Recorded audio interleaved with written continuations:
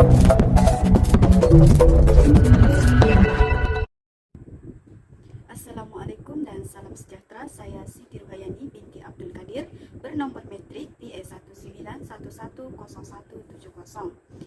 Saya akan mempersembahkan laporan kajian mengenai penilaian impak sosial bagi projek pembangunan ekonomi dan sosial dalam kalangan kaum Bisaya di Beaufort. Berikut merupakan langkah-langkah bagi penyediaan kajian bagi projek pembangunan impak sosial bagi ekonomi dan sosial bagi kaum Bisaya di Beaufort, Sabah. Bagi langkah-langkah penyediaan laporan kajian ini adalah seperti berikut, iaitu seperti penentuan lokasi kajian, screening, pembidangan ataupun scoping, penentuan dan analisis data iaitu baseline study, jangkaan impak dan penilaian impak, dan yang terakhir iaitu langkah mitigasi. Baiklah, kita mulakan dengan lokasi kajian. Lokasi kajian bagi penyelidikan SIA ini, saya memilih kawasan daerah Beaufort, Sabah. Menurut DUN 1984, etnik Bisaya Muslim di Borneo terdiri daripada peribumi Sabah, Sarawak dan Brunei. Penempatan utama etnik Bisaya Muslim di Sabah terletak di kawasan barat Beaufort di sepanjang kawasan Padas Damit, Garama dan juga Sungai Padas.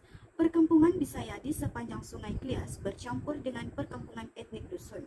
Pengkaji terdahulu juga seperti Harrison tahun 1962 merujuk kepada etnik Bisaya di Sabah sebagai pesawat Muslim yang mendiami kawasan di sepanjang hilir Sungai Padas Damit dan juga Sungai Klias, tetapi majoritinya tinggal di kawasan Beaufort. Etnik Bisaya ialah penduduk pertama di Borneo Utara yang menerima Islam sebagai agama mereka pada abad ke-13. Sebahagian besar penempatan masyarakat Bisaya Muslim di Sabah bertumpu di barat Beaufort sepanjang Sungai Padas, di selatan Pekan Western dan selatan Kuala Penyu. Kajian ini meliputi kawasan Kampung Padas Damit, Kampung Garama, Kampung Lawa, Kampung Kebajang, Kampung Bintuka, Kampung Mentulut, Kampung Kebulu, Betanduk, Bangkalalak dan juga Kampung Kukut. Langkah seterusnya ialah langkah screening. Bagi kajian ini, saya telah memilih pada kategori 3 iaitu peringkat, meliputi projek-projek yang ditentukan oleh Pelan Malaysia ataupun negeri atau pihak berkuasa tempatan yang juga dikenali sebagai PBT melalui rundingan di peringkat negeri dan juga boleh dikemaskini dari semasa ke semasa. Baiklah, langkah yang seterusnya ialah langkah pembidangan ataupun scoping. Pembidangan merupakan suatu proses awalan untuk mengumpul atau menentukan bidang isu yang hendak ditangani. Projek yang dicadangkan ini adalah bagi mengenal pasti isu serta kesan pengaruh ekonomi dan sosial kepada komuniti tempatan, bagi mengenal pasti apakah pembangunan sosial dan ekonomi bagi masyarakat setempat. Pihak berkepentingan utama dalam kajian ini adalah pihak berkuasa tempatan ataupun PBT dan juga pihak pengurusan kampung iaitu ketua kampung. Bagi metodologi kajian ini, saya membuat beberapa kaedah utama iaitu kaedah kuantitatif dan juga kaedah kualitatif. Bagi langkah seterusnya iaitu kajian penentuan data asas ataupun dikenali sebagai baseline study. Bagi kajian ini, saya menggunakan kaedah kuantitatif melalui borang soal selidik dan mendapat seramai 50 orang responden dalam soal selidik tersebut. Bagi kaedah kualitatif pula, saya menjalankan kaedah temu pual bersama penduduk tempatan iaitu seramai 4 orang responden. Melalui daripada borang soal selidik, didapati terdapat 60% perempuan dan juga 40% daripadanya adalah lelaki. Bagi umur responden yang telah menjawab soal selidik ini, golongan yang teramai menjawab soal selidik ini adalah golongan yang berumur 21 hingga 30 tahun, iaitu sebanyak 64%, diikuti dengan 24% iaitu pada golongan umur 51 tahun ke atas. Bagi 4% pula terdapat 3 kategori umur iaitu 13 hingga 20 tahun, 31 hingga 40 tahun dan juga 41 tahun hingga ke 50 tahun. Kemudian bagi pendapatan bulanan responden pula, terdapat sebanyak 44% responden yang tidak bekerja. Responden yang tidak bekerja ini adalah kebanyakannya adalah daripada kategori yang berumur 21 tahun hingga 30 tahun di mana mereka masih melanjutkan pelajaran di institusi awam dan juga swasta. Yang kedua, yaitu sebanyak 20% individu yang berpendapatan Rp1.000 ke atas, yaitu golongan yang berumur antara 41 tahun hingga 51 tahun ke atas. Yang seterusnya adalah pendapatan bulanan yang paling sedikit, yaitu sebanyak 4%, yaitu yang berpendapatan Rp800 sehingga Rp900. Seterusnya kita ke bilangan isi rumah bagi responden. Bilangan isi rumah yang tertinggi yaitu seramai 11 orang mempunyai bilangan isi rumah sebanyak 5 orang di dalam rumah. Yang kedua tertinggi pula yaitu terdapat 10 orang bagi kategori isi rumah 3 orang dan 4 orang dalam satu rumah. Kemudian bilangan isi rumah yang paling sedikit sebanyak 2 orang yaitu seramai 3 orang responden mempunyai bilangan isi rumah seramai 2 orang sahaja.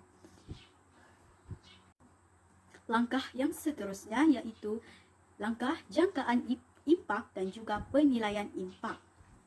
Impak yang pertama yaitu impak aktiviti ekonomi yang dijalankan oleh penduduk.